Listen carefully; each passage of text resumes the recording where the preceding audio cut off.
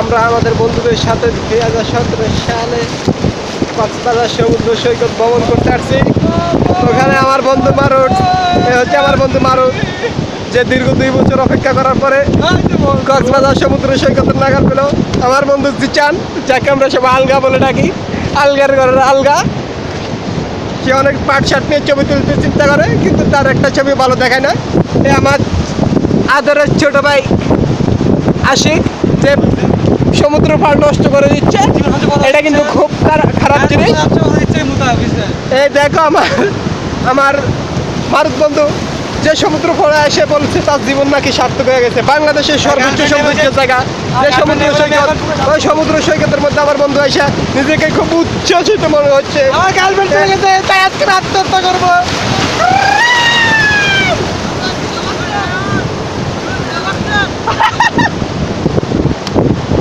দেখি আমার বন্ধু এখন ইতিমধ্যে সমুদ্রের পাড়ে কিছু একটা খুঁজে পেয়েছে। আমরা এখন তার দিক যাচ্ছি। বন্ধু এটা ছুঁড়ে মেরে না, বন্ধু ছুঁড়ে মেরে দিয়েছে। আমরা এটা আবার উদ্ধার করবো। ভিডিও করছেন? হ্যাঁ, এখন আমি কিছু বলতে চাই।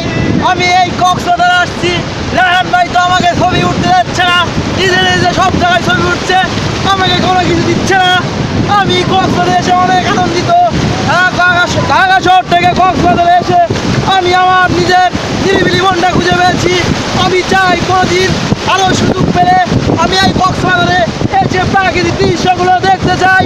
এবং এই সমুদ্র সৈকতের অনেক কিছু দেখার আছে, যেমন এত সুন্দর একটা জোয়ার আসতেছে।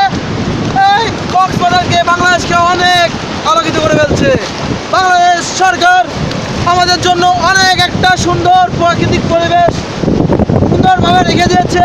আমরা যদি এই প্রাকৃতিক পরিবেশগুলো সুন্দরভাবে ইউজ করতে পারি তাহলে সব দিক থেকেই লাভ। কারণ প্রাকৃতিক পরিবেশে কেউ কোনো নোংরাম কাজ মাছ ছাড়া কোনো কিছু করবে না। ঢাকা শহর থেকে এত দূরে এসে আমরা সমুদ্র সৈকতে দাঁড়িয়ে দর্শক আপনারা দেখতে পাচ্ছেন এত জোরে একটা ঢেউ আসছে, যেটা আমাদেরকে ইতিমধ্যে ভিজিয়ে দিয়েছে আমার ছোট ভাইয়ের জন্য। তার কথা থেকে বিরতি গ্রহণ করলো। আমরা দেখতে পাচ্ছি সূর্য, আমরা সূর্য অস্ত দেখার জন্য কক্সবাজার মানে একটা অস্বাভাবিক সুন্দর দৃশ্য, যে দৃশ্যটা শুধু বাংলাদেশের মতো কক্সবাজার সমুদ্রের পাড়েই দেখা যায়, যেটা সবার পক্ষে সম্ভব হয় না এত সুন্দর একটা দৃশ্য দেখার জন্য। আমি বাঙালি বলে আমি গর্বিত এই কক্সবাজারের জন্য। আমি বাঙালি বলে আমি নিজেকে উচ্ছ্বাসিত আমি এই কক্সবাজারের জন্য। এই কক্সবাজার আসলে একবার না, দুইবার না, 1000 বার যদি দেখে তারপরে এই সৌন্দর্য যেন শেষ হওয়ার নয়। সৌন্দর্য দিন দিন বেড়েই চলছে। বাংলাদেশ সরকারের সুষ্ঠু পরিচর্যার ফলে বিভিন্ন পর্যটকরা বিভিন্ন দেশ থেকে দেশে এসে বিভিন্নভাবে আমাদের এই প্রাকৃতিক সৌন্দর্য উপভোগ করতেছে। It is the longest sea beach in the world. তো বিভিন্ন দেশ থেকে বিভিন্ন পর্যটক আসে আমাদের কক্সবাজার বিশ্বের মুখে আমাদেরকে পরিচিত করেছে কক্সবাজার সমুদ্র সৈকত। আসলে আমরা সত্যিই গর্বিত যে এরকম একটা সমুদ্র সৈকতের পাড়ে আসতে পেরে আমরা খুবই উজ্জীবিত, খুবই আনন্দিত। যেটা শুধু মুখের ভাষায় প্রকাশ করলেই এটা শেষ হবে না, মুখের ভাষায় শেষ করা যাবে না। এর সৌন্দর্যটা আসলেই কতটা গভীর। আর এখানে এমন একটা পরিবেশ, যে কারো যত সমস্যা মনে হয় যে এক নিমিষেই শেষ হয়ে যায়। মনটা শান্তি পেল, মনটা তারা মন কেন যে ধৈর্যশীল হয়ে গেল। দেখতে দেখতে তবু দেখা শেষ হয় না। 1 ঘন্টা, 2 ঘন্টা, 1 দিন, 5 দিন, কিন্তু সৌন্দর্য শেষ হচ্ছে না, সৌন্দর্য শেষ হচ্ছে না।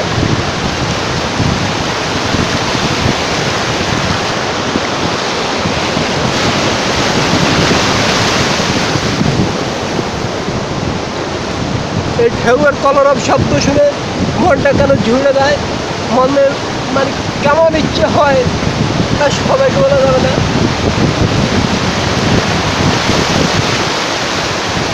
কিন্তু আমাদের প্রাকৃতিক সৌন্দর্য বাংলাদেশের মানুষের জন্য আশীর্বাদ। কিন্তু কিছু কুখ্যাত লোক যারা এই প্রাকৃতিক সৌন্দর্যকে আশীর্বাদকে অভিশাপ রূপে রূপ দিতে চাচ্ছে, তারা আমাদের এই কক্সবাজারকে বিভিন্ন অপকর্মে ব্যবহার করতেছে। এই কারণে আমরা আসলেই কি বলবো এইসব মানুষকে, যারা নিজের মাতৃভূমিকে ভালোবাসতে শিখেনি, তাদের জন্ম করেছে কতটুকু ওটা আমার জানা নেই, ওটা বলার ভাষা আমার নেই।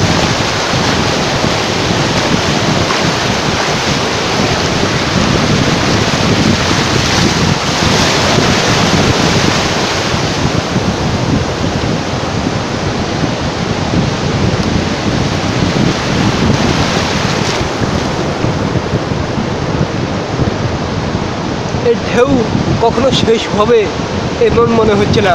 বিরতিহীন ঢেউ অবিরাম অবিরাম চলছে চলছে, মনে হচ্ছে ঢেউ বেড়েই চলছে বেড়েই চলছে।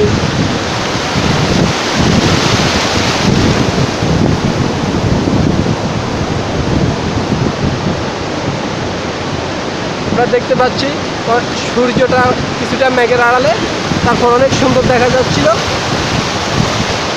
কক্সবাজার সমুদ্রের পাড়ে রয়েছে অপরূপ ঝাউবন, যে ঝাউবনটা কক্সবাজারের সৌন্দর্যকে আরও দ্বিগুণ বাড়িয়ে তুলেছে, আরও অনেক বেশি সৌন্দর্যময় করে তুলেছে। আসলে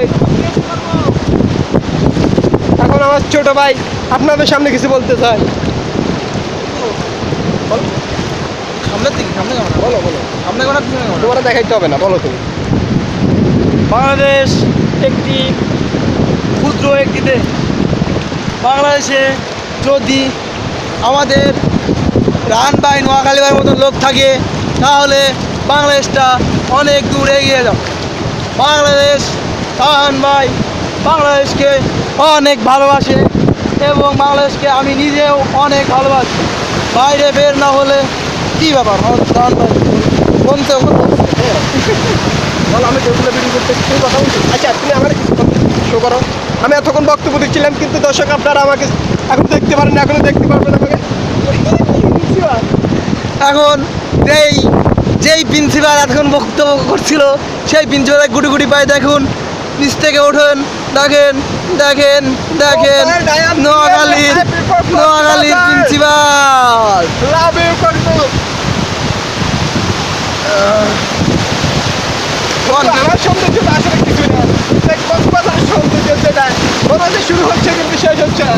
এই ছোট ভাই, আমার মোবাইলটা যাতে পানিতে না পড়ে, ভিডিও থাকবে দর্শকের জন্য, কিন্তু যদি পানিতে পড়ে যায় মোবাইল, তাহলে আমার দর্শকের আশা আকাঙ্ক্ষা সবগুলো মিশে যাবে, দুঃসাদ হয়ে যাবে। আমি এটা সহ্য করতে পারবো। ভাই কি দাঁত বাঁধিয়েছে? আমার দাঁত কালো কালো লাগছে। না, এখানে কক্সবাজার আরেকটা বৈশিষ্ট্য হচ্ছে, কক্সবাজার পানির মধ্যে প্রচুর আয়রন রয়েছে। ওই পানি পান করলে যেই কারণে দাঁতের মধ্যে কিছুটা কালো অংশ সৃষ্টি হয়। এমন জোরে ঢেউ আসছে দর্শক, আমরা না দৌড়ে পারলাম না, নয় ইতিমধ্যে আমাদের গোসল হয়ে যেত। দেখতেছি পাচ্ছি আমাদের বন্ধু মারুদ এখন দৌড়তেছে। মারুদ বন্ধুকে আমরা আবারও মারুদ বন্ধুর কাছে আসলাম, তাকে অনুরোধ করছি যে আমার বন্ধু মারুদ এখন কিছু বলবে। এ দেখতে পাচ্ছি দর্শক আমাদের এই সূর্যের অস্তটা কেমনভাবে হবে। এই সূর্যটা এখানে আছে, সূর্য এখানে অস্ত যাওয়ার সময় সমুদ্রের অপরূপ একটা রক্তিম দৃশ্য দেখা যায়, যেটা আসলে সব বাঙালির দেখা মানে অনুভব করা আসলেই গর্বের, আসলে অনেক মজার। ভাই একটা মারতুস ভাই এখানে দূর অপেক্ষা করতেছে আমার বন্ধু নিলয়, যে আমাদেরকে আসলেই কক্সবাজারে অনেক সাহায্য করতেছে। জিসান বন্ধু একসময় ক্লান্ত হয়ে নিলয়ের পাশে আশ্রয় গ্রহণ করছে। আর বন্ধু যদি এই সেটা হতো তাই সে লুডো খেলার চ্যাম্পিয়ন হতো। আমার বন্ধু উল্টা পুল্টা কথা বলে এখন তার পাগলামিকে আরো বাড়িয়ে তুলছে। হ্যাঁ বন্ধু, তুমি গভীরে যেও না, তুমি ডুবে গেলে আমি বাঁচবো না।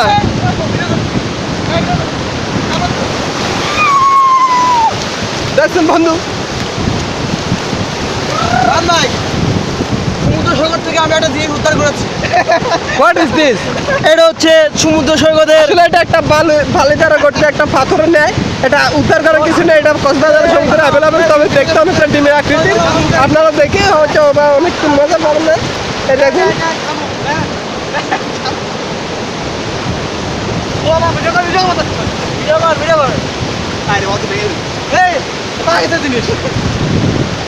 এ বন্ধু কিছু একটা খুঁজে পেয়েছে সমুদ্রের মাঝখানে, হতে ভাঙা শামুক। ও শামুক। This is so beautiful thing in the Cox's Bazar. Cox's Bazar উপলক্ষে আমি কিছু বলতে চাই। কক্সবাজার অনেক সুন্দর একটি প্রাকৃতিক দৃশ্য।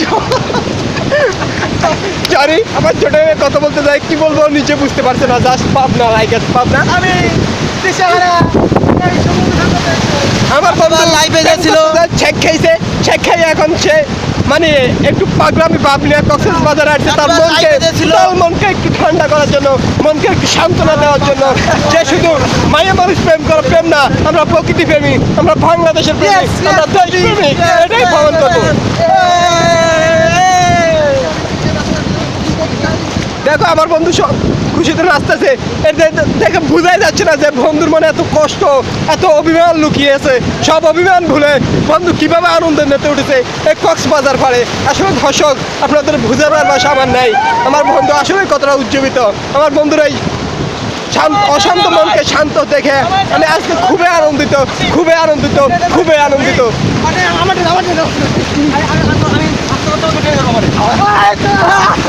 বন্ধু তুমি যেও না, এই সমুদ্রের প্রাকৃতিক সৌন্দর্য ছেড়ে তুমি যেও না। না বন্ধু যেও না তুমি।